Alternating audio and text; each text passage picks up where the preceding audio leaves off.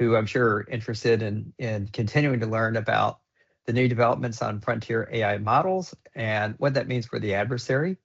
Um, and then we'll switch quickly to how we are using agentic pen testing to be able to find exploitable vulnerabilities and fix them before the bad guys do. And then finally, I guess we're saving the good stuff to the end. Is we're going to talk about digital twins and how you can automatically create one and then run an aggressive AI pen testing algorithm safely on that. So that's sort of the agenda for today. Welcome any comments and questions as we go along here.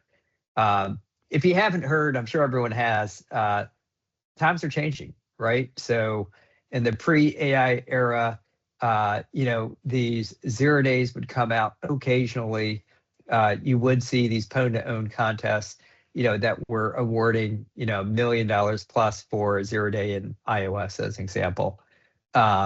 So human security researchers operate in time period of weeks to months. From a defensive posture, the priorities really were paying attention to the KEV list and critical CVEs, and the SLAs were typically measured in weeks on those. And of course, the defensive posture also meant manual patch management. So everything is now changing. I think that's the first message to get across. Everything is now changing in the post-Mythos era. We still talk about Mythos because I think it's fun to say Mythos, but Codex 5.5 is out there with similar capabilities, even though Mythos isn't yet public. But here we have now autonomous 0 day discovery, able to find previously unknown exploitable vulnerabilities in operating systems, browsers, you name it. Any software you pointed at, it's going to be able to find tens of exploitable vulnerabilities.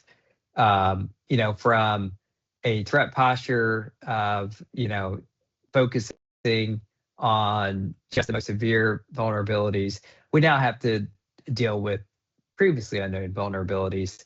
And going from scheduled patch management to, guess what, we need continuous autonomous remediation as part of the game as well. So that's kind of how things are changing.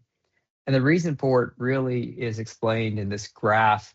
If you look back to the good old days of 2018,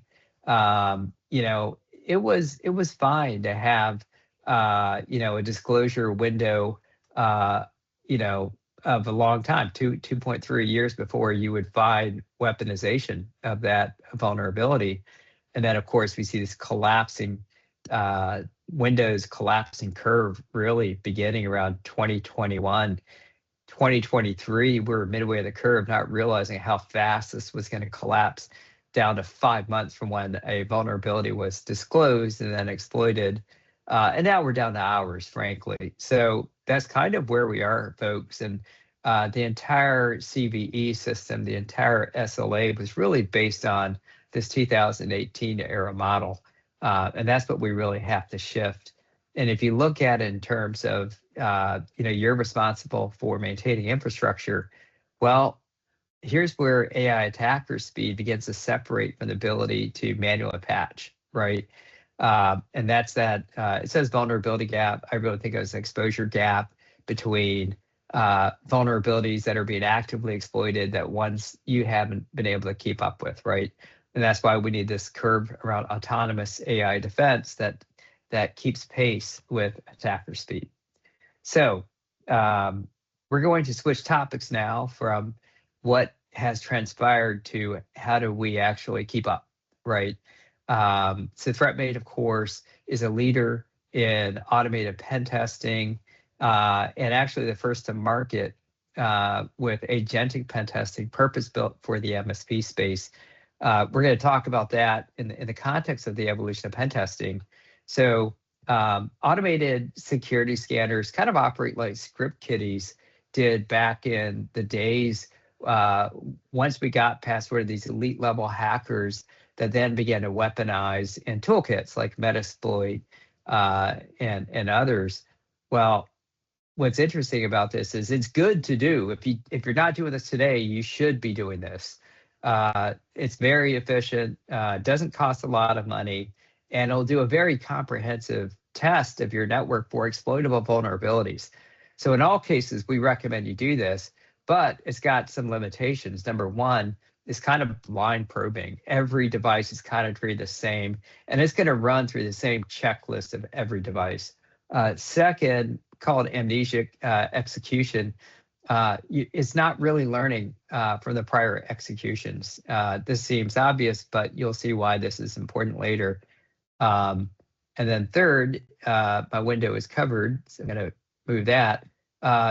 A lot of people complain about this, right? Which is false positives, right? So a lot of people will say, hey, automated pen testing is kind of like vulnerability scanning plus or vulnerability scanning on steroids. We look at it more as a two-phase pass. You do a vulnerability scan, and then you test those vulnerabilities to see which ones are exploitable. But these are some of the drawbacks of automated pen testing. Now, what's super interesting is applying frontier models to pen testing, and now you end up with agentic pen testing that operates like an elite human red team. And I'll tell you why. Frankly, it's really a massive leap ahead in capability. First of all, it's not running a script. It'll run a test like maybe a script would, but based on the results of that test, is going to do an OODA loop and decide on what tool it should call next in order to exploit that. And if not, try a different test until it finds something exploitable. And it's not done there. It now tries to chain exploitation to get to full system compromise. Another key attribute is learning, right? So it basically learned from that test what worked and what didn't, what was a dead end. And it carries those learnings in the context of the next test it runs. So it's a growing intelligence every time it's used. So in terms of how we compare automated pen testing versus agentic, automated is going to use a fixed checklist. Agentic is going to use a reasoning loop. Automation will log an issue once it finds it and say, hey, we found an exploitable vulnerability. Here's the proof. Agentic will say, hey, let me keep chasing that rabbit down the hole and see where it takes me.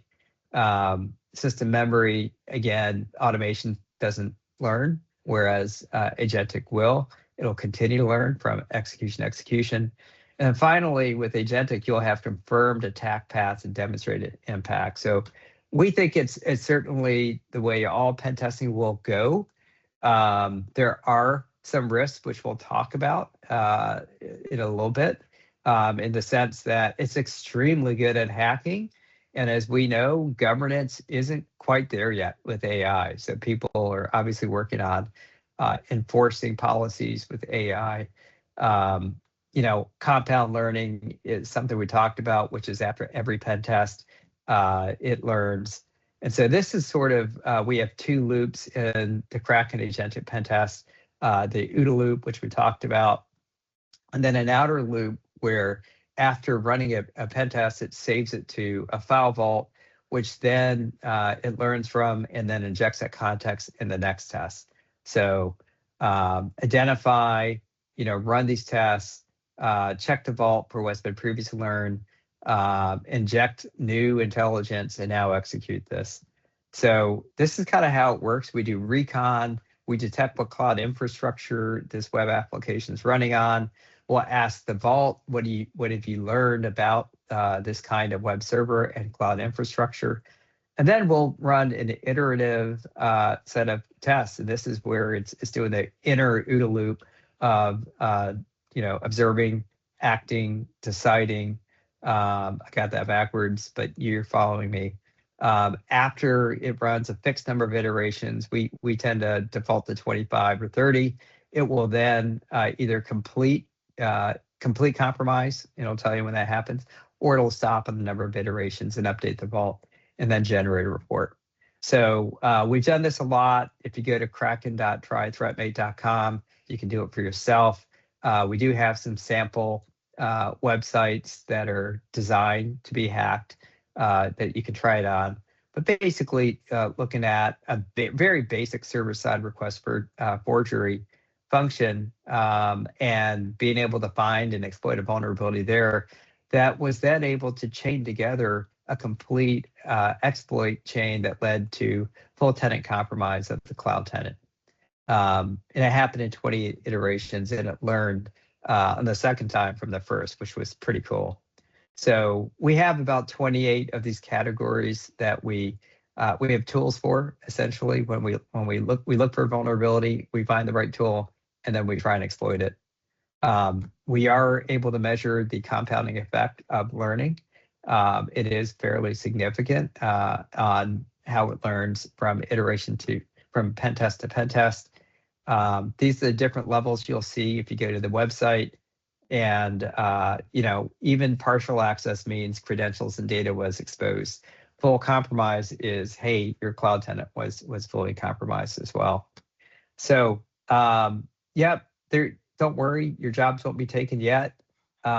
We view the agentic pen test as a tool for humans to run and be able to apply human expertise in the right places and apply computing in the others. So if you go to kraken.trythreatmate.com, you can try it out. If you're not able to reach the site, it gives you like a 404 error. It's because you're behind a firewall that's blocking your access to the site. I would try and use your cellular connection to get around your firewall. It is an offensive AI tool, which is why some firewalls will block it, right? So that's just a heads up there. Okay, I'm gonna keep going. And the good news is we will have time for questions at the end here. So I'm gonna talk next about KrakenSim. And this is a unique concept. Again, we're first to market with this capability. It is really meant to address the concern around unleashing an agentic pen tester on your network by creating a digital twin. So if you look at, from an MSP point of view, you understand based on the earlier graphs that, hey, I got to get in front of this threat. I need autonomous defense. I need to be able to do agentic pen testing. But you're also balancing that against concerns around, hey, if I unleash an agentic pen tester on my network, what happens when accounts get locked out? I'm taking down network services. God forbid an agent, takes data and proves that you can exfiltrate data, right? And thinks it's a hero, right? So, I think the box there is correct. We don't want operational risk. You don't want to land in the hot seat. So this is where the concept of digital twins comes in. You can tell I didn't create these slides. Notebook LM did it. It does a pretty good job. I'm pretty impressed with how it can take a concept and graphically represent it. But basically, what we're able to do, and it really is the advantage of using the ThreatMate platform, we have pretty complete, if not perfect knowledge, but pretty complete knowledge of the attack surface of every device that we deploy to. Well, we leverage that knowledge in order to create a digital twin of that network. So what we'll end up with KrakenSim doing is doing an agentic pen test on a digital twin that's physically and logically disconnected from the live production network, but will give you results as if it ran on a live network. So think of it this way: you've got your live network there, on the left-hand side, secured away from this agentic pen testing solution. You've got this twin sandbox that I can now represent that live network in with high fidelity. And now it could actually simulate running Kraken agentic pen tests on this digital twin. And so there's another interesting thing that goes on here. If you were to run a live fire test on an actual network, you will find that your results won't be as good as what you find with running it on the digital sandbox. It's actually by intention. So there's a lot of things that can block a pen test or an attacker from being successful, one is security tooling. Like you want your EDRs to do their job, to prove that your segmentation is working, right? And then obscure, libraries that got patched, for example, can block an attack, right? With KrakenSim, we take a very optimistic point of view from an adversarial approach, assuming that a published exploit will work given a vulnerability. And as a result, you think that's a bug, it's actually a feature. It gives us the worst case scenario of what an attacker could do. More importantly, it gives us the defensive plan on how to block it. In other words, what remediative actions can I take to block the worst case scenario, which then leaves us in a very strong defensive posture. So the way to think about it is, a live fire pen test will have limited visibility. Certainly, it's not going to have the same visibility that we get from being on device. We have perfect graph knowledge of every device in the attack surface. We're going to assume the worst case scenario that every published exploit will in fact work. We have zero operational risk because we're running on a digital twin instead of the actual network.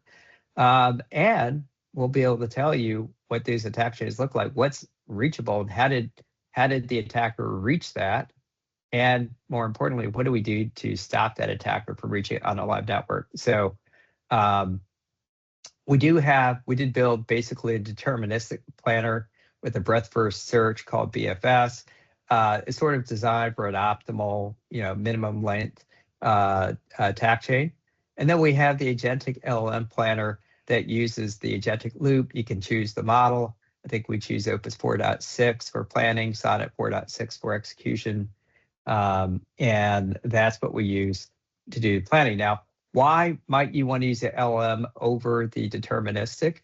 Well, number one, the deterministic takes the shortest path, which usually means it will end up being blocked, right? So a lot of EDRs will look at, hey, why are you trying to hit this domain controller, directly from this workstation? We will, with an LLM, take this roundabout approach that you see here, using the LLMNR exploit to be able to compromise this domain controller, harvest credentials, and then be able to compromise, servers and domain admins, ultimately to reach the crown jewels. So I didn't mention that. That's another capability that ThreatMate brings to the table, is we have a crown jewel finder. And so what that means is we can identify where sensitive data lives on the network and use that as your high value target. That's key. So we will automatically find high value targets on the network, typically network infrastructure, but also any devices that contain sensitive information, things like credit card numbers, employee information, passports, you name it. If it's sensitive, we're going to find it. And we will label those as high value targets and then create the attack paths to those high value targets. So here's sort of some of the trade-offs between deterministic and agentic. Model selection is meant to balance cost and performance. We use aggressive caching to save on token costs. And so here's an example that we built out, which I'll actually show you how this works in practice. But we found a 6-step stealth chain that is able to access a device in a chain that actually is very representative of the way hackers would actually do it. So it'll be interesting to see if this works. So I recorded this last night. This is a tenant that we have with a domain controller, servers, a bunch of user machines, and ran the simulation against it. And you can see here, it's building this attack chain step by step, showing there's 3 different attack chains that found a compromise. And in each step, it'll show you how it was able to compromise it. And more importantly, what was compromised, which I think is also important. We found all kinds of credit card numbers on this device, and we found the attack chain that actually gets you there. And so next, we'll show you exactly what was done And you can see in the boxes beneath each exploit is, what can I do to break this chain, right? And by the way, you don't have to do all of them. You really need to just break the chain before it gets to the sensitive data. And this can then be used to generate a PDF report you can share with your client. So going back to what that looks like, so step 2, the LMNR poisoning attack. At that point, we can apply remediation, which kills the attack chain and prevents the access to this PII repository that we found on this device. So what's fascinating about this, to kind of wrap it up, is we're able to take the data that we get today from deploying ThreatMate, put it in a digital twin network representation, be able to run an agentic pen test on that digital twin, having never actually touched a network with our agentic pen testing engine, find the attack paths to the sensitive data, the crown jewels, and then figure out what actions can I take that would then block that attack from succeeding in reality. And again, we're using sort of an optimistic algorithm on the exploit side, which means it's going to identify all the attack chains. As long as we break every attack chain, we're winning. And by the way, that's much easier than patching every vulnerability that's out there. So just to sort of wrap up here, the good news is we still got a few minutes left here for any questions or discussion. How do you defend in the Mythos era? Number one, you don't have to do the digital twin thing, but if you choose to, zero operational risk. It is safe. You know that you're not going to F anything up. That's comforting. Number two, we take the worst case scenario, right? We're not saying absolutely every hacker is going to be able to do this, but we're saying a worst case scenario, this is how it would work. And we leverage that to then go break those attack chains with specific remediation. Number three, you can deliver these plausible narratives on how an attacker, in this case, an AI-powered attacker, would actually compromise the network. So what's your goal? We'll find these attack chains before the attackers do and break them without touching a single production endpoint. At least on the adversarial side and defensive side, you definitely do want to do remediation. And that is all I have. I'm actually quite impressed I was able to cover that in 25 minutes. So I will now figure out how to get back to my window and field any questions you guys might have.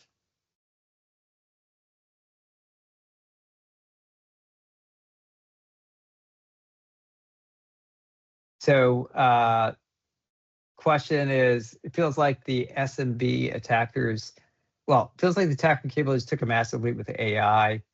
Are your clients aware of the shift? That's a question from Patrick to MSPs. I think it's a great question. So it's actually a question for you guys. Are you seeing awareness of what's going on in the attacker environment in your client base? Or is that a conversation you're going to have to lead? Someone feel free to chime in there.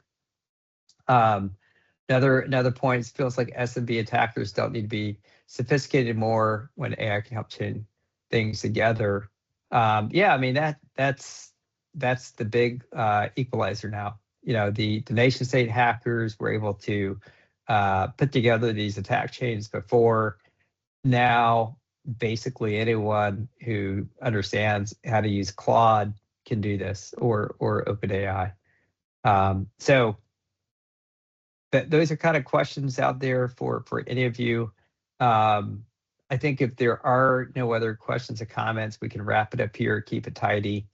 This recording will be made available later today, so you